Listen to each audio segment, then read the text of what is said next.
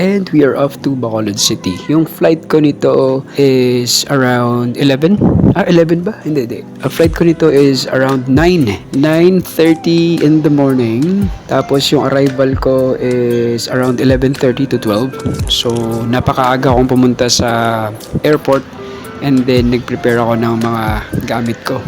I have to make sure na kompleto. So, 2 days before pa lang, nag-empake na ako. Light na mga gamit lang. And then, I made sure na dala ko lahat yung IDs ko. And then, nag-print din ako ng ticket ko just to make sure na may extra copy. And, nagdala ako ng mga kailangan kong dalhin. Konting damit, isang sapatos lang, and then pambahay, tapos konting panglakad, and then comfortable na damit. Sobrang light na travel lang talaga, nakasya lang sa aking travel bag or sa pang handy bag lang. At eto, papasok na ako sa eroplano.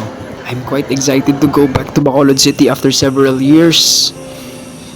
Cebu Pacific yung nakuha ko, at medyo mura lang naman yung nakuha kong ticket. This is after siguro nung tumaas yung gasolina. So nakatsyempo ako na nagmura yung ticket, so I grabbed the opportunity na magbakasyon. It's like a little refresh lang siguro. Kasi gusto ko na makauwi muna sa amin and to spend time with my parents. Kasi it's been ilang years din ako hindi nakauwi. Matagal-tagal. More than 2 years din yata ako hindi nakauwi. At eto na, paalis na yung aeroplano. Nakakamiss din lumipad minsan. Matagal din ako hindi nakauwi. Travel. At makikita nyo dito na pag nasa taas ng Manila, sobrang crowded talaga.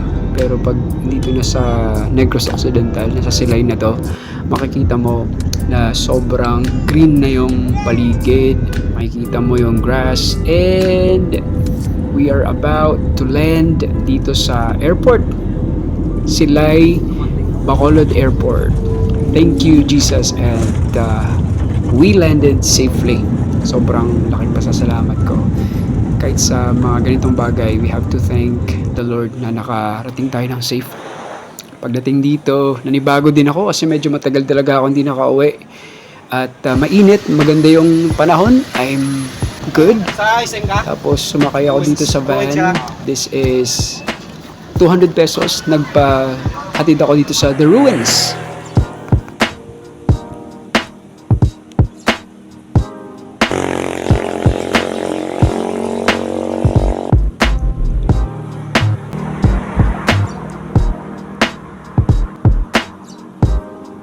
Medyo mahirap lang yung pagpunta rito. So, galing the airport, nagpababa ako dito sa van. 200 pesos, and then yung entrance naman dito sa The Ruins is 150 pesos. Pagpasok mo dito, medyo mainit. This is around 1 p.m. At ito yung makikita dito sa loob ng The Ruins.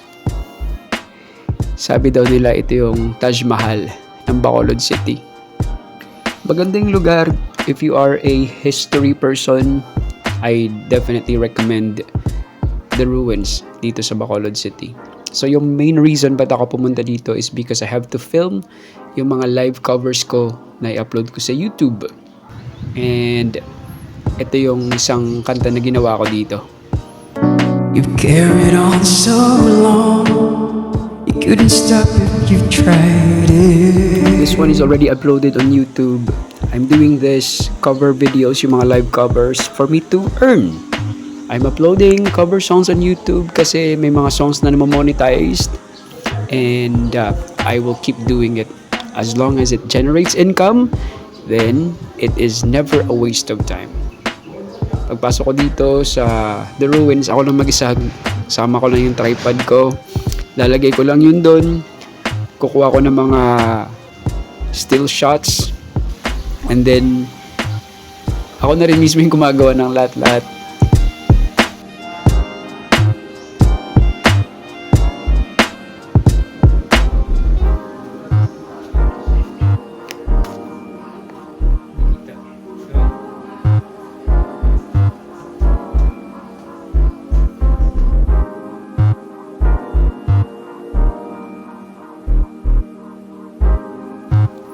And I'm off to the main city sa Bacolod City. Ito yung medyo mahirap. Nag-tricycle ako papunta doon, 50 pesos. And then, yung una kong pinuntahan is yung SM kasi doon yung drop-off. At bumili ako nitong tig 20 pesos, 27 pesos na chicken pie. Napakasarap. Grabe. I highly recommend itong chicken pie. Siguro iba talaga yung chicken pie sa Bacolod. Sobrang sarap nito na medyo matagal ko na siyang hindi natikman dito sa Manila.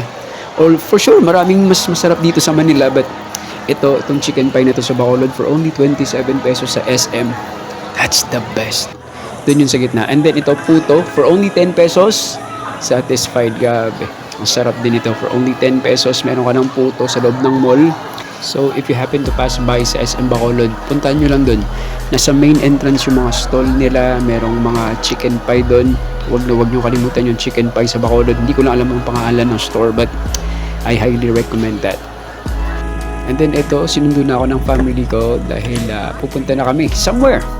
Kuryente, tubig pa, pagkaon. Kuryente, tubig, pagkain, ang mga tao, sweldohan mo. Tax, Oo. renta, Terrible. tubig. Ang renta sa mga stall. Diyos ko, ay, grabe. Tapos next naman ulit. Next naman. Monthly, gito yung ano mo.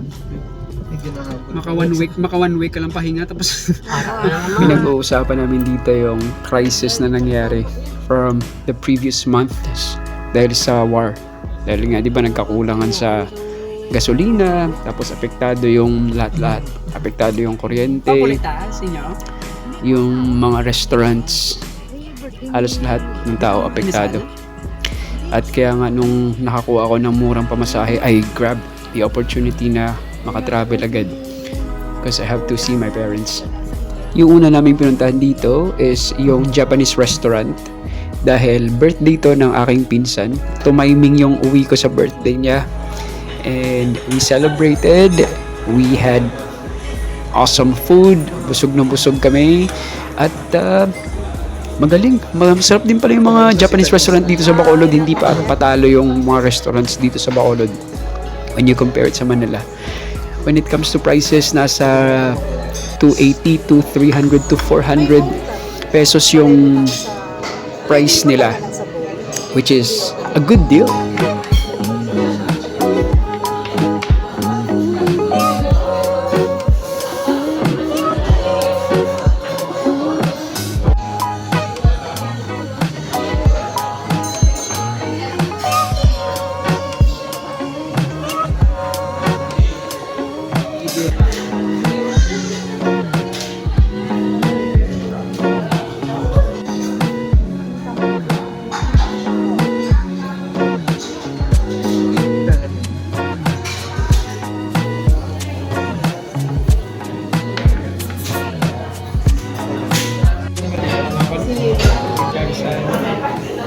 Jesus, thank you sa pagkaon and happy birthday, Nico. And guide us and bless us and please give us prosperity this year nga tanan-tanan nga mga wealth tani makusog kami sa tanan kaga may manami kami nga financial status for the rest of the year. And bless mo si Dinya and Ate Vicky, Nico, Dandan and family namon with good health, and thank you Jesus for this day. Amen. Amen. Happy birthday to you. Happy birthday to you. Happy birthday to you. Happy birthday, happy birthday. Happy birthday, Chico. Thank you.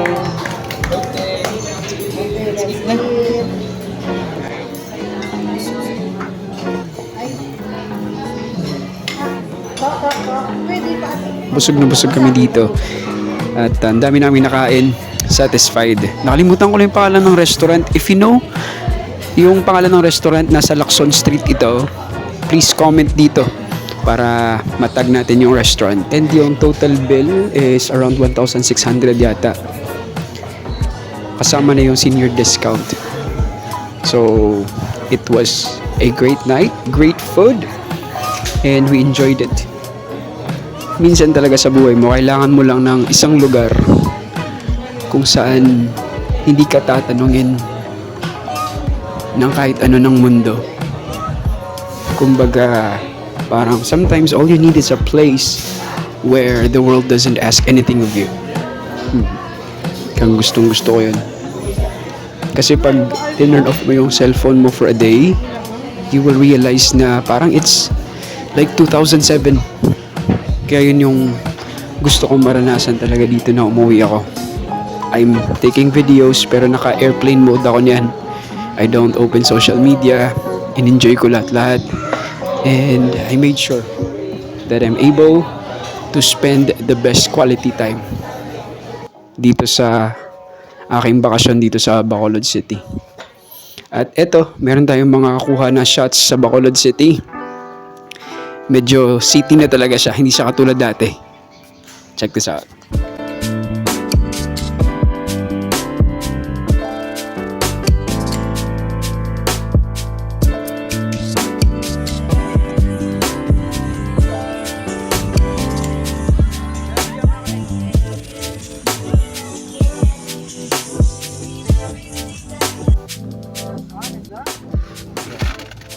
At ito, inikot nga namin yung buong Bacolod City. Masaya. It was incredible. Saan kami nakapunta. Ito, pumunta kami dito sa Mega World ng Bacolod City. And then, nag-video kami. And marami kaming mga kinanta-kanta dito habang nag-video. At ito yung mga isa sa mga cover songs ko. There are places I remember all my life.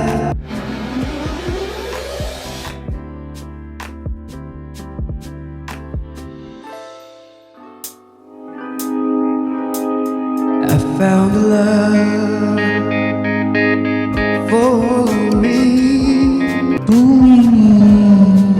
Sa aking mata nang nadarama. It's your smile, your face, your lips that I miss. Those sweet little eyes that stare at It was an awesome trip dito sa Bacolod City, pero hindi pa to, meron pa tayong i-upload dahil next trip pupunta na ako sa aming hometown, yung Barrio Mao. So I'll be uploading that very soon, and for the meantime, please check my channel kasi andun yung mga cover songs ko, and please do not skip the ads. At kung nakarating ka dito, natapos mo tong video na to, please comment Bacolod and we will talk about this awesome place. Enjoy!